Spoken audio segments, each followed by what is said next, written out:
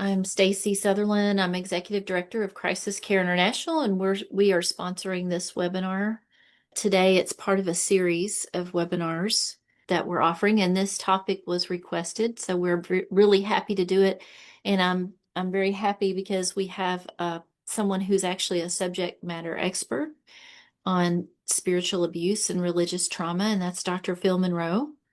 Welcome, Dr. Monroe. Thank you for joining us. Do you want to Hi, share a little bit everybody. about yourself? And Sure. Good evening, everyone. Thank you for coming on such late time in your evening.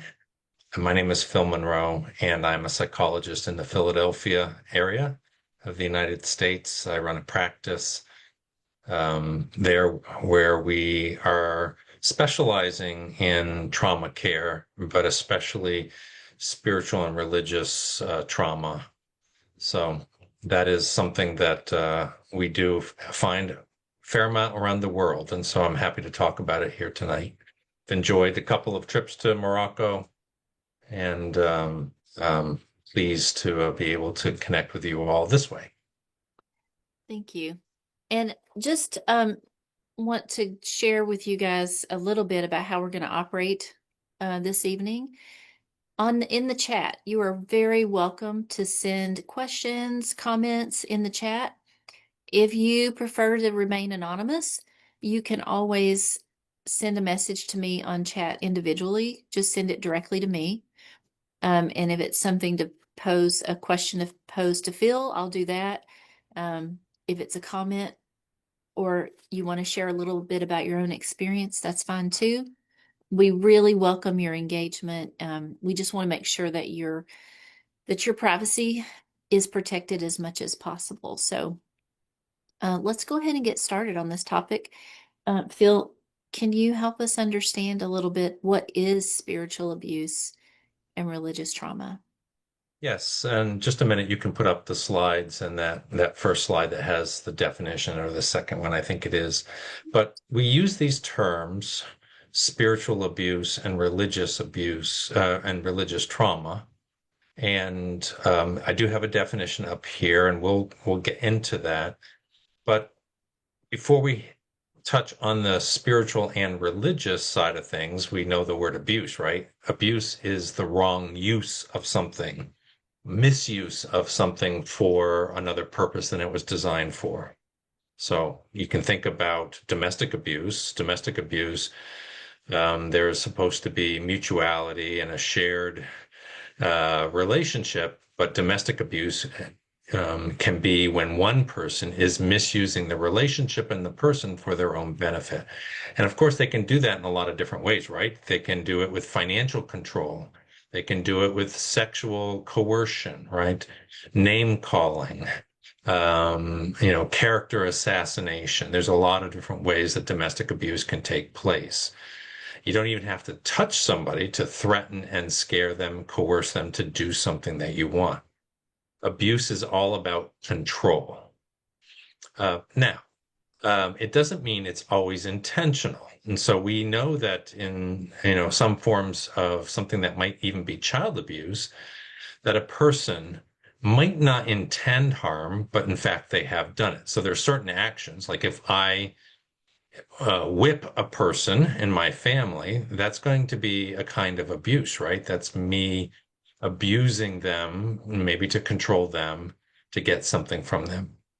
But that's an action, but there are also impacts. Maybe I have a type of abuse where I am uh, thinking I'm doing something for your good, right? I've convinced myself that it's for your good. I don't intend for you to be abused, but actually the impact is there. It's the same thing as if I was driving a car and I accidentally ran you over. I didn't intend, but the impact is there nonetheless, right? So when we first talk about the word abuse, we need to recognize that it's the misuse of something and it's the impact on the person more than whether I intended it or not. So now let's get to the word before it, which is the spiritual abuse or religious trauma.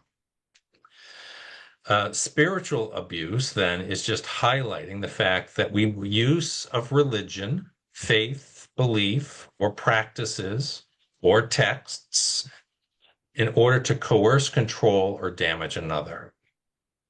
So spiritual abuse is the use of faith, belief, and or religious practices to coerce. Religious trauma is a different a word that's overlapping and very similar and sometimes used interchangeably. But religious trauma can also be where um, there's a personal religious experience that becomes stressful or degrading or abusive, right? So you could have a religious trauma that is where something happens that's not particularly abusive to you, but is stressful and degrading to someone else, and therefore has an impact on you, right?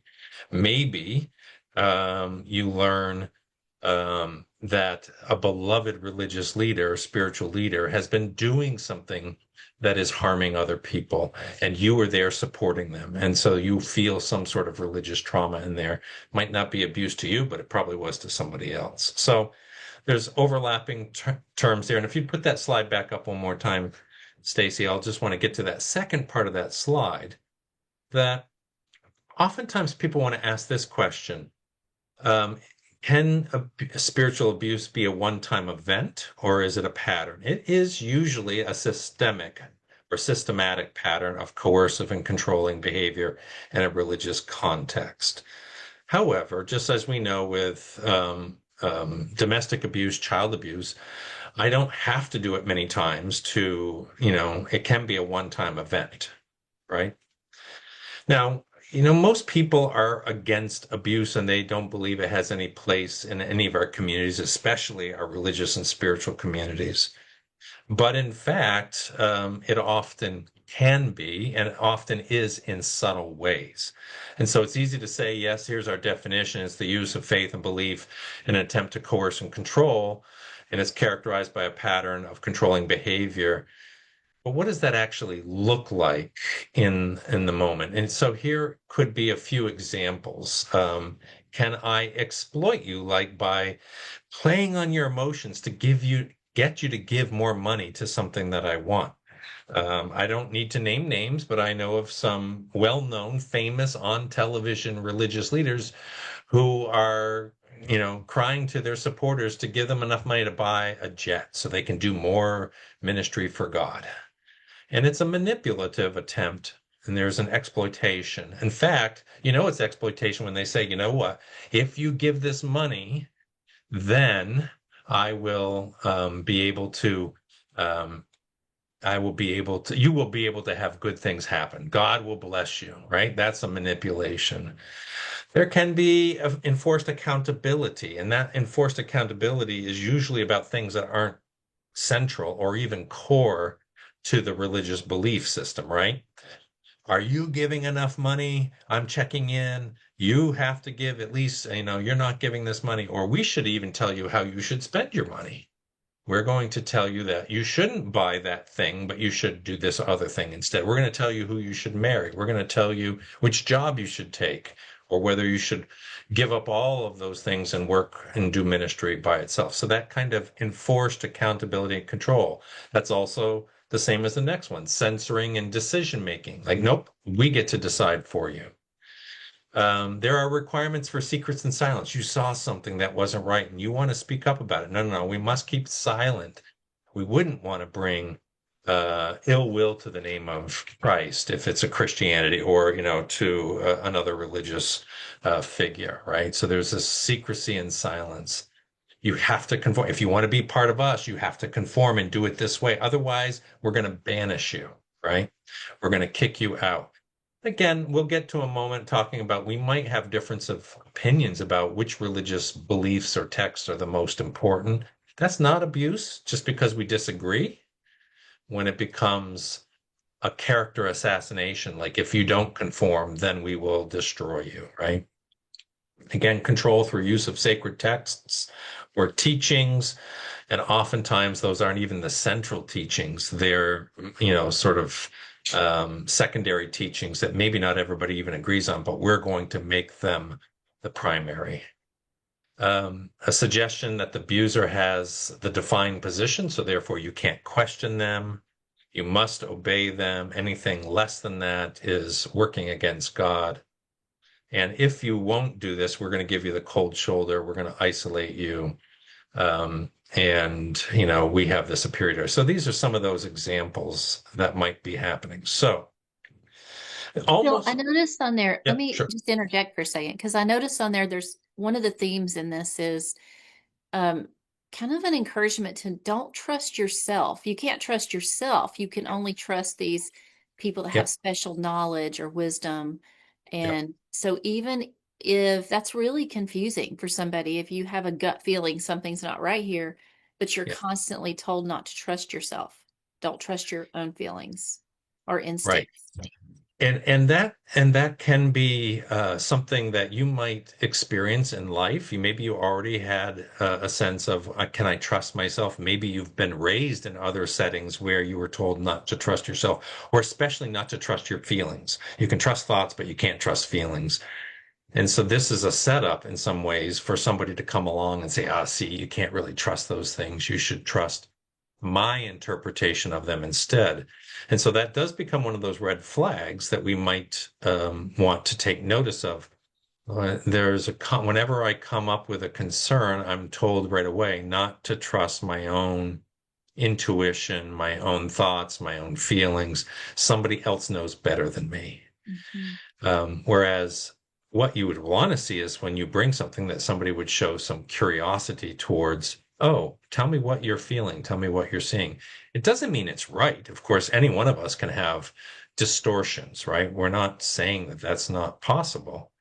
But when you have a pattern where somebody asks you to doubt yourself, that is one, especially in a spiritual leadership, that is a place where it might show up. It doesn't always happen, by the way, from an official spiritual leader to a congregant or, parishioner. It can happen in families where somebody uses a scriptural text to try to control. You have to submit. The Bible says that you have to, give me sex, from a spouse to another spouse. There are there may be things in the text that we want to discuss, but when it's used as a weapon to get something that a person wants, that's a high likelihood of being an action of spiritual abuse. Yeah, I have a something that a student wrote into me anonymously that Mhm. I'd like to share, and I just would love your thoughts on this experience that they had Sure. because I think it highlights a lot of these things that you're saying. So, this person wrote, "Yes, I have experienced spiritual abuse. It's the hardest and most confusing thing because it's the least expected." She goes on to say, when you would think the church and spiritual authority are the safest people, like they're supposed to be, like we believe they will be, but it's not always the case. This person talked about how for a long time, actually, they thought the problem was them, that there was something wrong with them, and having this growing feeling of uneasiness and always fighting that, feeling overwhelmed, always told how much the life of following Christ was one, and this is a Christian person. Um, and I guess we want to make clear on here, like this can happen in any faith community, right? But this person said, I was always told how much the life of following Christ was one of sacrifice. I should forget myself, put others first, forgive, continue to give myself without any boundaries. That's key, and I'd love to hear your thoughts on that piece because that's what it means to be a full follower of Christ. Like that's the message this person was Yeah. getting. And because of how much scripture was used to justify whatever was unhealthy, I didn't think of it as being unhealthy, but this person is talking about like having this sense that it's not, something's not right, Right. but overriding that. I thought of myself as being too sensitive, um, for not agreeing to certain things. Um, Yeah.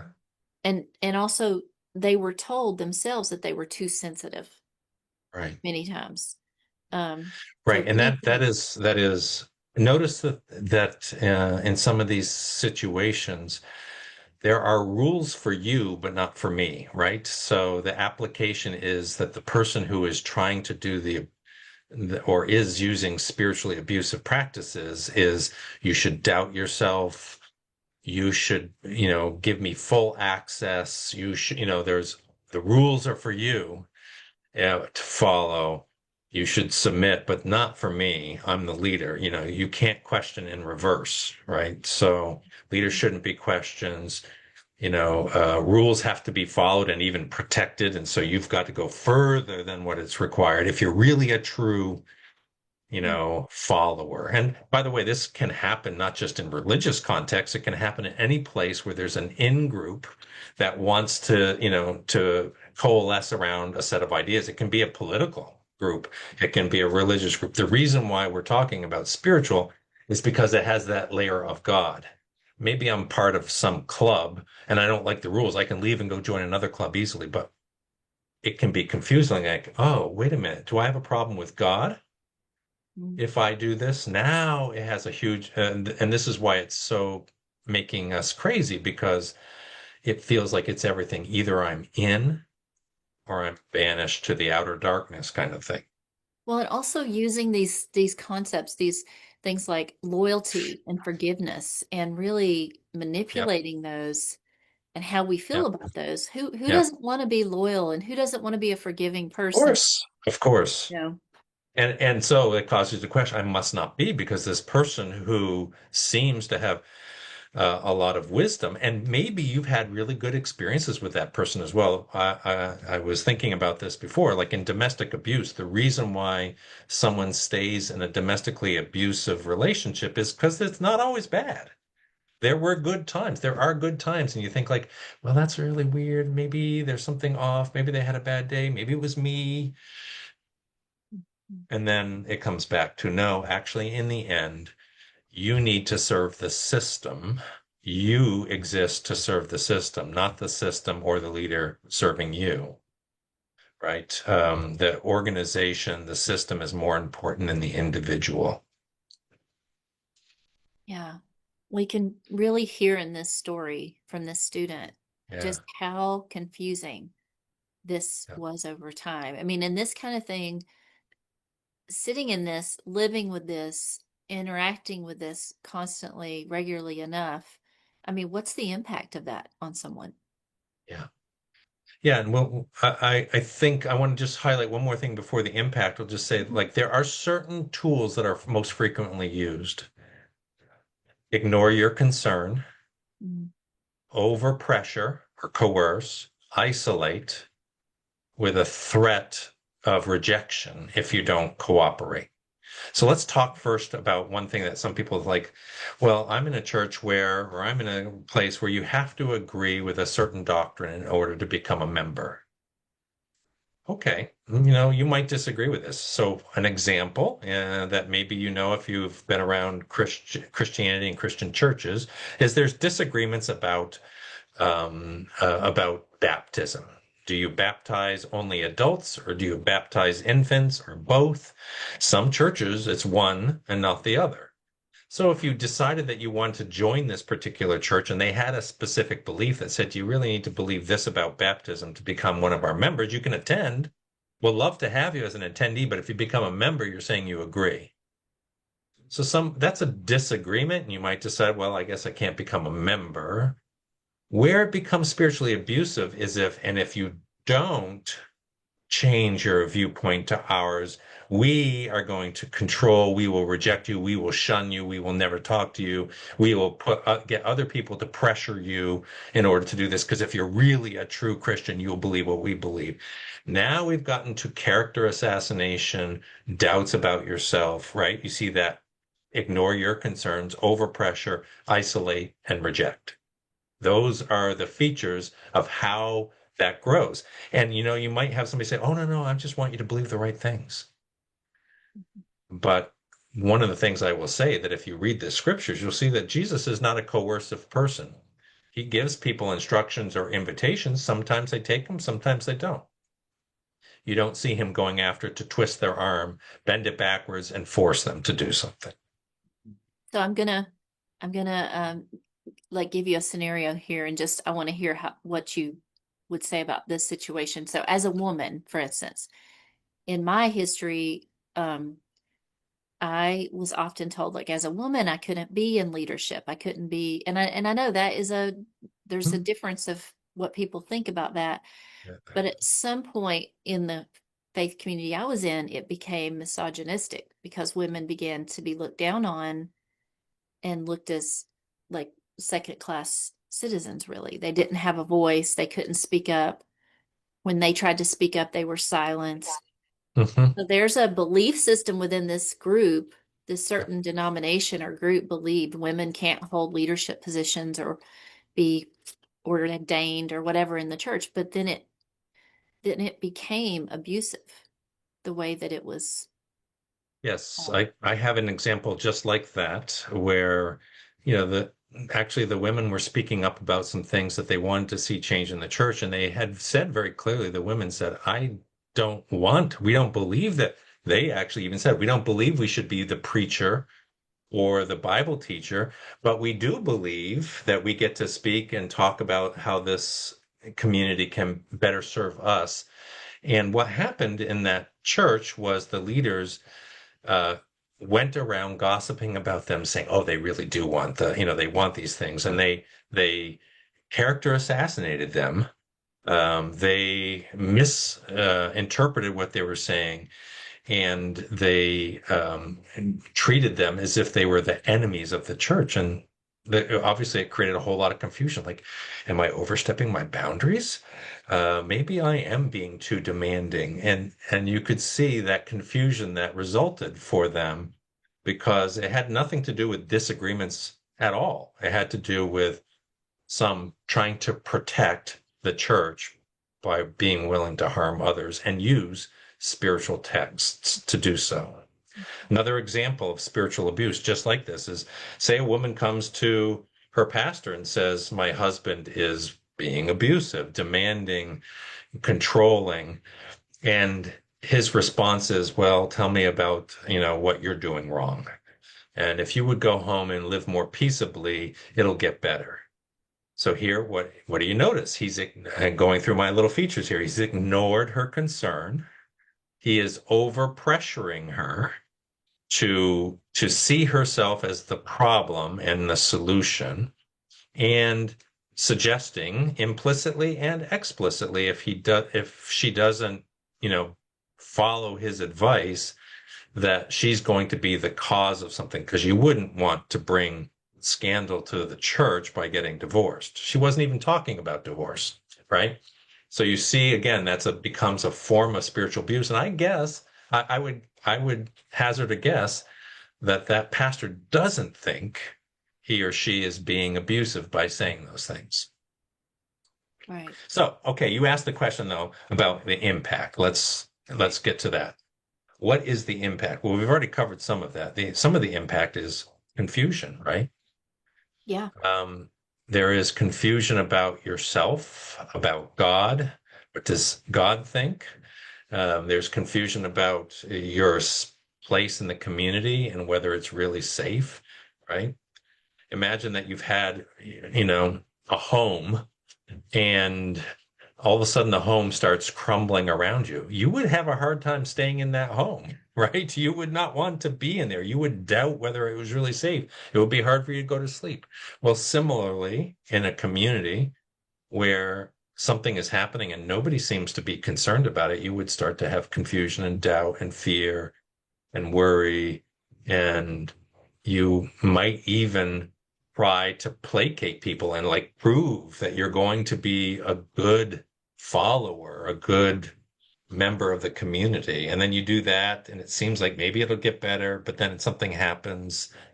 And once again, you're back in that space. And so, what the impact can be, it can be hard to utilize your faith, right?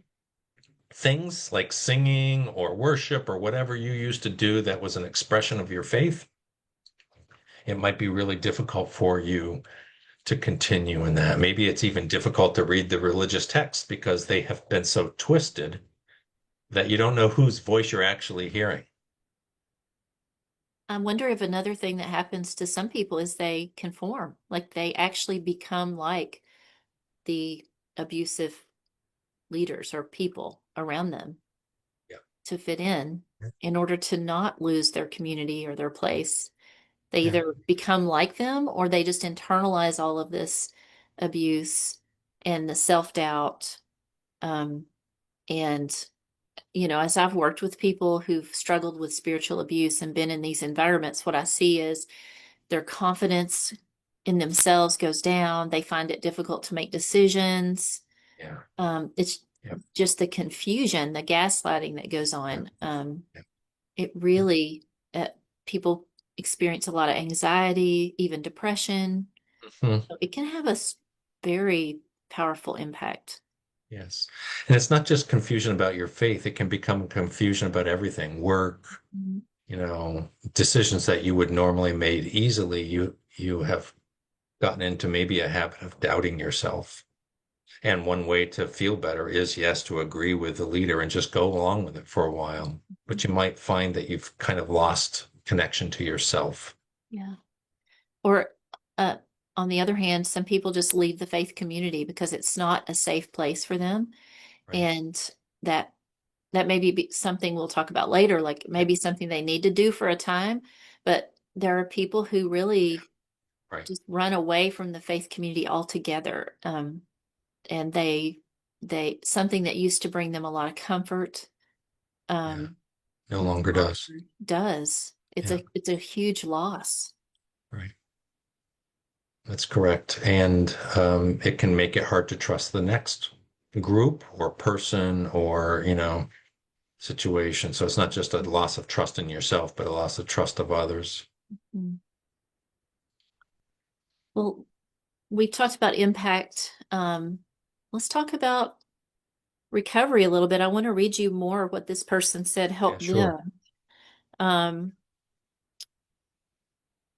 Really, people were pointing out to them the how unhealthy the situation they were in, Yeah. from another group who were also Christians, but they were pointing out what they were kind of showing this person what healthy spirituality looked like. And it was sort of that wake up call, I think, that they experienced. Wow, this is actually a healthy community over here. And it opened their eyes. They began to see the things that were wrong and that were abusive in the situation they were in before. Um, they said at first they were literally trying to explain to other people who were trying to tell them this isn't healthy. And they would try to say, no, no, no, that's wrong. Because as you mentioned earlier, there's good things. There's good things in those systems that keep drawing you back, which make it more confusing. But eventually, um, this person actually went to therapy. I mean, it was with some work with a therapist, who respected their faith, and the desire to like work through that. They began to really see the unhealthy situation they were in and how it was impacting them. Um, and they had some hard decisions. They said, I had hard decisions to make, and I had to have some hard conversations where I had to put up strict boundaries. Um, and I had to totally cut off ties with some people and choose to just love them from afar. Thankfully, I knew the importance of fellowship and authentic relationship with other believers, so I kept praying, searching. Um, this person talks about how they felt like God put other healthy people in their life, and they began to build that community, that new connections, and that were safe. Um, and that has helped them feel restored in their faith, in their health, in their mental health. That's really good. When spiritual abuse is a type of abuse, which is a type of trauma and a type of crisis, right?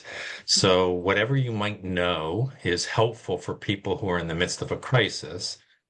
In the beginning, that will be helpful here as well. So just think about this. If you've gone through a crisis, an earthquake, something, that's not the time to get involved in a deep theological argument about something, right? A deep religious text. What are you going to need? You're going to need some most basic things, somebody who's going to be able to be present with you, walk with you, help you do maybe some of the things that you don't have anybody to be around. So somebody who'll have a meal with you, right? Somebody who will go do something fun with, somebody that you can trust. And so you do small things like that as you are beginning to name what happened to you. A lot of time, what is it that happened to you can be a way to help somebody start to see that, in fact, oh yeah, I felt forced, I felt coerced. My concerns were not listened to. So they start to begin to name things, and when you name spiritual abuse, you're also unnaming things because you know what? Somebody might have said your problem is you're not very forgiving, right? They've named something. Or if you speak up, you're gossiping, right?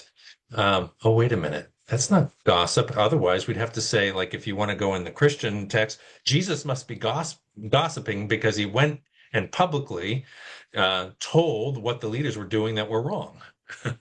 So, yes, Nelson, or you're that dramatic, right? There's this sense where you are unnaming the things that have been said to you. So sometimes we might even do something where, like, what are some of the accusations that have been leveled against you? Let's write them out. Mhm. Now, that might not be the first thing you do when you just, it just sort of start talking about it. But as you get some footing Some beneath you, clarity.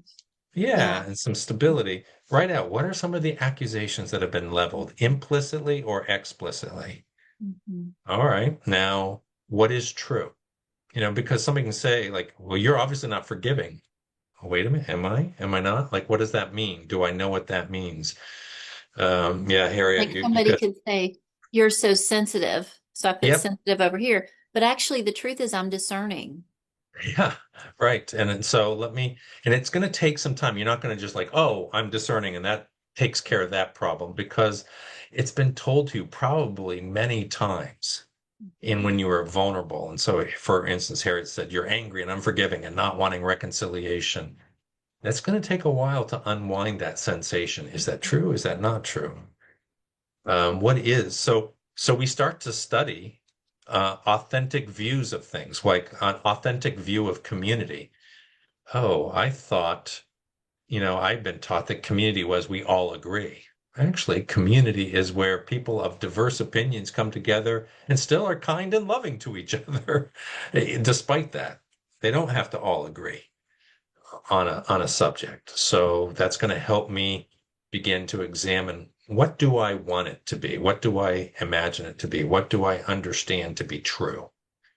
And that's going to take some time where you are working and you probably have to have lots of different repeat conversations. If you're helping a friend, you might have that conversation about whether you're angry and unforgiving a dozen times or more, right? Be okay with that. They are coming to terms with this. And so you kind of learn something for a moment and then you kind of backtrack a little bit. You learn it, you backtrack. This is the normal way that we recover from a betrayal trauma. Yeah.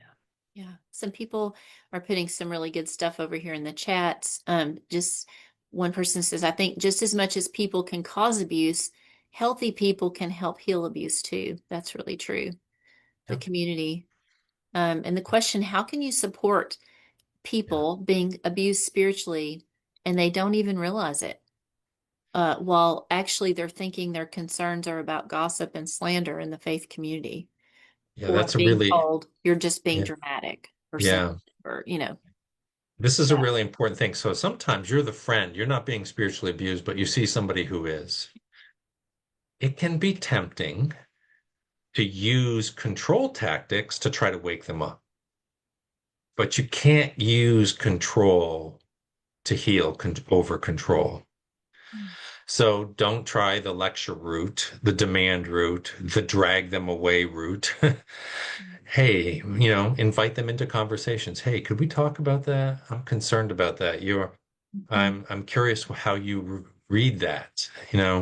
I notice that there was a lot of manipulation. How did you feel about that? Right? So you're inviting them to talk, but ultimately they have to have freedom.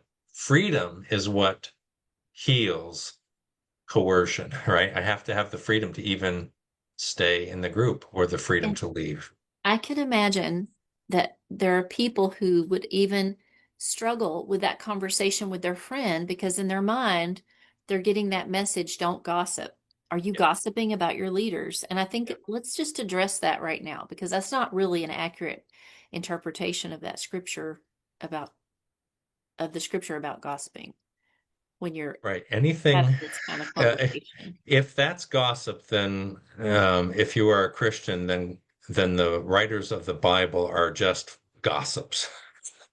We know about King David's sin, and we've been reading about it for how many thousands of years. We know about the conflicts that the Apostle Paul was speaking about that were going on in particular churches. Um, Jesus himself was somebody who was sort of telling on the bad behavior.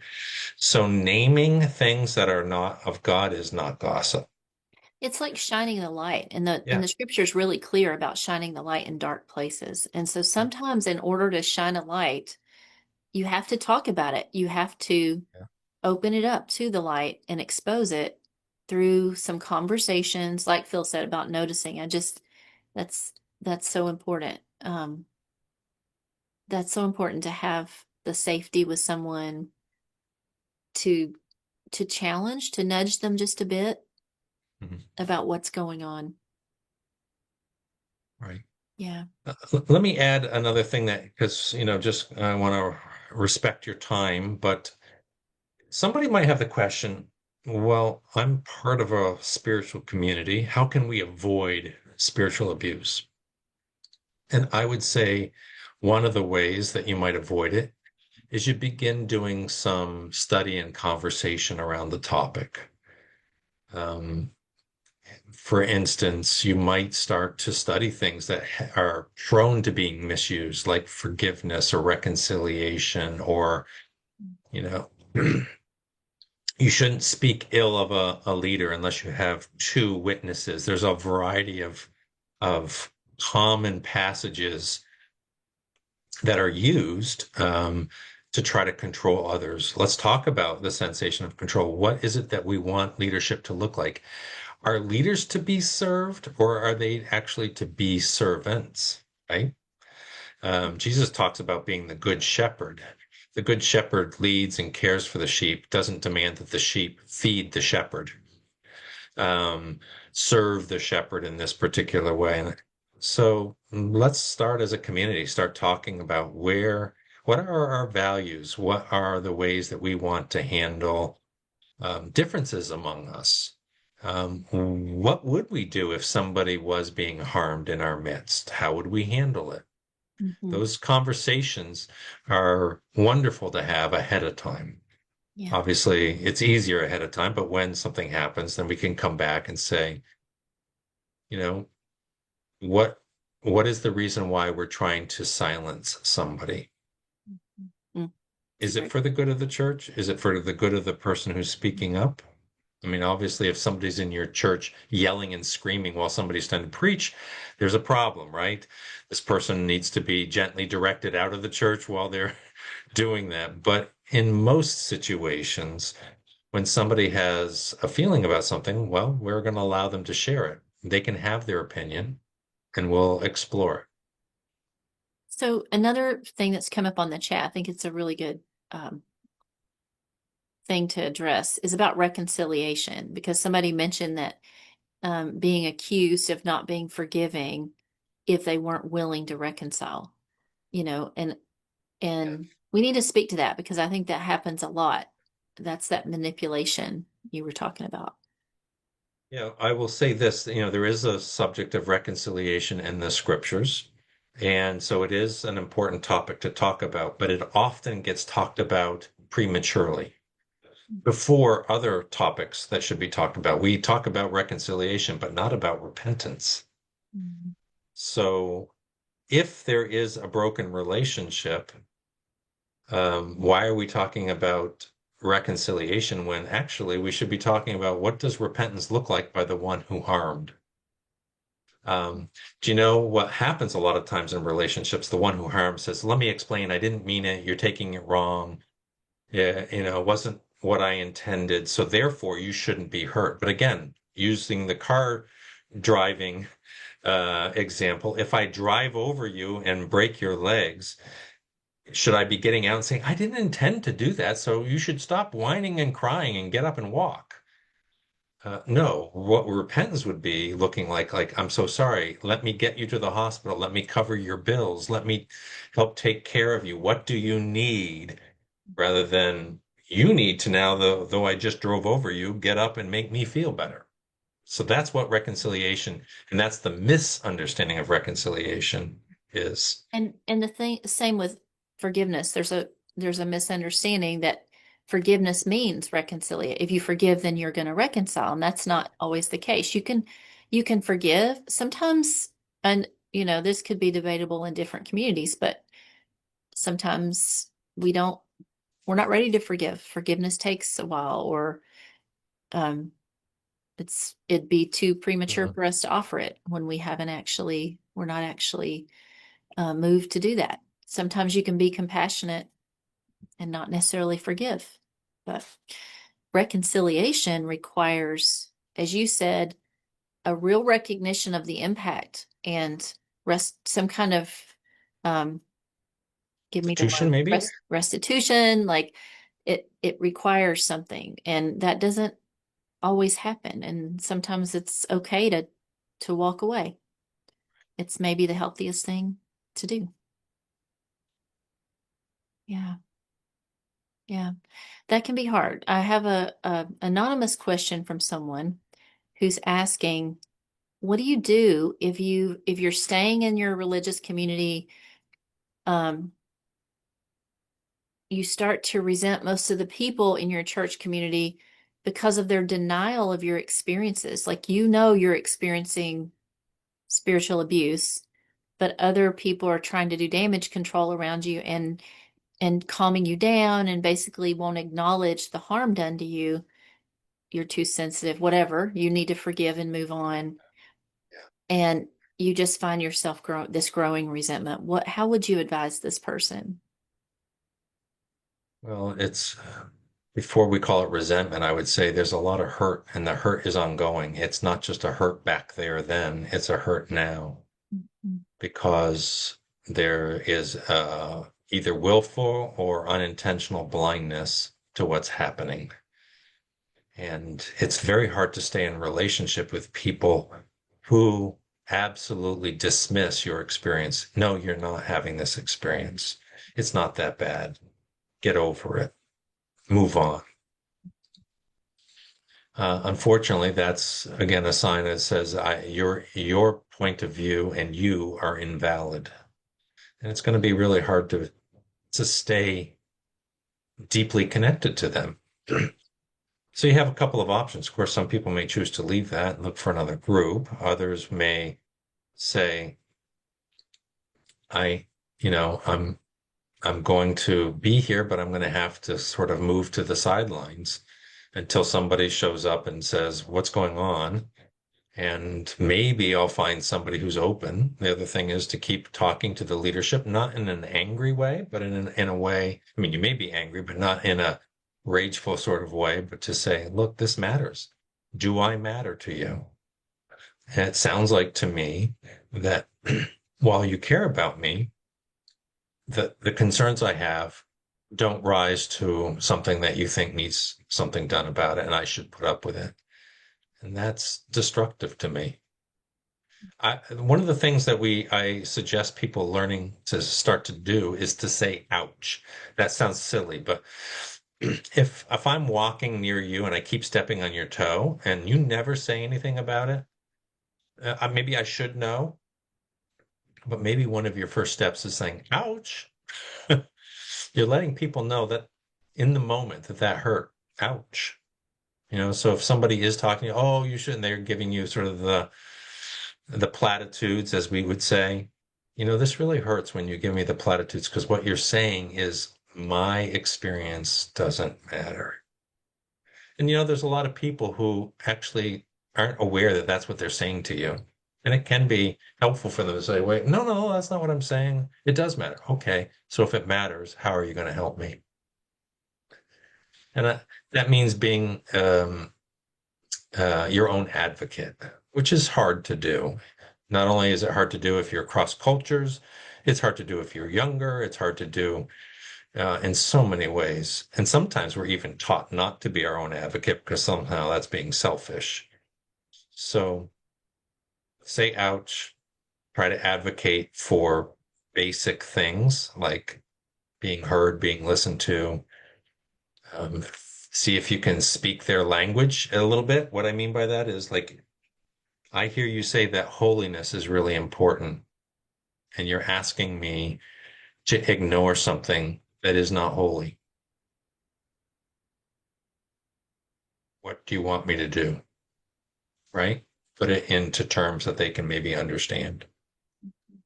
I wish that was going to always solve it, but unfortunately, sometimes communities just can't hear.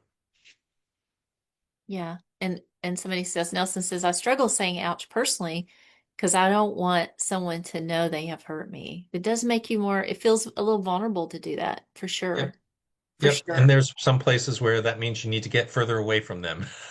Yeah, I was gonna say that could in itself be a sign in some places or relationships when you don't feel safe to say Yeah. I'm hurt. Yep. That's kind of that's concerning. There might Uh, be two different causes too, and Nelson, there could be a lot more. I like that comment too. I think a lot of us feel that way. I've had to ask myself, like, is this because I think I don't want them to know because I'm afraid of the impact on the relationship? Maybe that says more something about me. Or mhm. is that because I have a sense that if they know, they'll use that as another weapon against me, and I'm not interested in giving them more ammunition. Right. Right. Um, yeah, being told to process your pain with God and you just keep the peace, like don't discomfort anyone else, that kind of thing, you You know. can tell them, "Well, no, I follow the way of Jesus. He overturns tables." I want to say here that it's okay to take care of yourself. It's not selfish. We have this idea that anytime we talk about self, it's selfish, but it's okay. It's actually good and healthy to recognize your own emotion or pain or what you're struggling with and acknowledge it, which is a big part of what Phil said earlier, acknowledging what's happening to you. And then when you get a sense of what you need, it's okay to take care of yourself. That's not, that doesn't mean you're a selfish, thoughtless person to do that. I love saying this, that if you know this, Jesus had a 3-year ministry, and how many times do we see in the scriptures that he goes off to pray, to be alone, to get away from the crowds, to get away from the ministry work? It's quite often, actually. So if he needs that, so do we, all the more. Mhm. It's really true. It's really true. Well, we are at the top of the hour, and so I want us to pause and just say we appreciate everybody coming. We've recorded this. It's going to be on our YouTube channel along with the other webinars. It should be up in a couple of days, so you can go on there and look at it. If you have a question right now that you want to ask, please go ahead and feel free. You can do a private message to me on the chat if you want to be anonymous. Or you can also unmute yourself and ask the question because we're going to have just a brief Q&A time right now. And this is your chance because we have a professional specialist in spiritual abuse in Dr. Phil Monroe. So feel free to ask his advice. As you're thinking and typing and or considering a question, again, I highly encourage you. The healing begins when we're able to name things for what they are. Like when you know what trauma is, that can be a good chunk of the healing journey when you know what abuse is. And so if you're not sure, find somebody that you trust that you can have a conversation with to listen to each other about it. And, if you're again from the Christian faith, you can read the scriptures and compare it to Jesus. Is this like a good shepherd? Um, what is the most important, you know, parts of the faith? Study for yourself. Know what you think. Too often we are told what to think, and we have to then go back and evaluate, is this true, right? And Stacy said earlier, sometimes you need space to do that. It's hard to do that right in it. I've been in situations where there's been a toxicity in the sort of the system, and it's not until you get outside the system realize, oh, I was not aware that it was that bad. Yeah. Doesn't mean you will never go back or be, in a community again, but sometimes there is space to get some perspective. I have a question. Sure. Okay. But firstly, thank you so much, Dr. Phil, for this session. It's very helpful and very needed. My question is mainly about manipulation. I personally have found that it's so hard for me to recognize when someone is being manipulative, because if I have someone that especially is an authority figure and they are telling me how much they care about me, they love me, and whatever they're doing is for my good and all that, most times I end up feeling like if I don't agree or if I feel uncomfortable, then that's something that must be wrong with me. Like, whenever I've experienced manipulation at all, I was totally oblivious to the fact that it was manipulation until I was speaking to someone else and telling them how, like, I don't know what's wrong with me. And like, this person seems to love and care for me. And it's always taking someone else to tell me, no, they're actually being manipulative. And so, yeah, so my question is really just how can one recognize when they're being manipulated? Because I find it so hard when someone says they care for you, whatever they're saying is for your own good. And so, what are some of the things that, even though someone says they care for you and they love you, that would help you still be able to tell that, okay, maybe they're not exactly Yeah, being healthy or they're manipulating you rather? right. Good question. I don't know that I'll be able to answer it fully, but let me try something and then Stacy, you can add in as well. You know the Latin phrase quid pro quo? It's this for that. There's this sort of like, I'll give you this if you give me that. Sometimes people have a lot of what we call love bombing language. I love you so much. Why won't you give me dot dot dot, right? Notice that I'm giving you all this sort of loving speech, but the experience you have is a demand. And it might be, it's not, I'm not demanding. I just only want this little thing. I don't understand why you won't give me the. If somebody loves you, they're not going to demand. They might ask for something. They might say, I would really like to, could we? But they will accept your boundary. They will accept your, no, not today.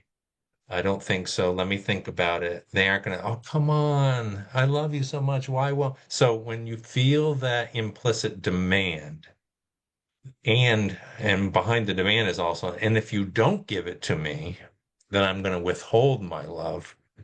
That to me seems to be somebody who's trying to negotiate rather than actually love. I guess what I would just add on top of that, Harriet, is I also think as women in so many cultures, we really are taught to be uh, nice, to be pleasing, don't be difficult, And if and we're supposed to receive compliments or kindness, what appears like kindness from others. And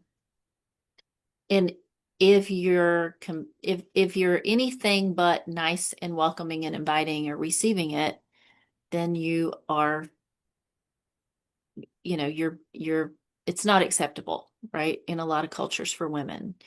And that is something to really examine yourself about and kind of ask, is there a part of me that's kind of a pleaser? That kind of appeases powerful people like this. And that could be something in us, I think, for all of us as women, that feels a little bit like protective. Um, we don't want to rock the boat. We don't want to get any repercussions from this, or uh, this person, are they bigger, stronger, more powerful in some way, whatever.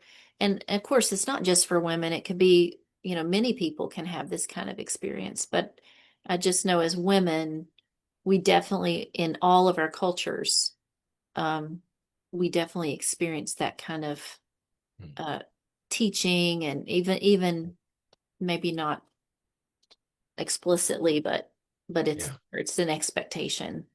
Yeah. We have to unlearn that. Hmm. Um, and we have to start questioning that. Anybody else? Any more questions? This has been great. Um, Thank you so much, Phil, for coming on. Thank you for all that great information. We probably could have talked for another hour, and gone even deeper. So this was really helpful. Thanks everybody for joining us. Again, this will be out on our YouTube channel in a couple of days. So look for it there, and you're welcome to reach out to us. Let me real quick share our page, just so you have a little more info about us, Crisis Care International, and then there's my email. Feel free to reach out. And thanks again. Our next webinar will be on the 21st, so we look forward to seeing you then.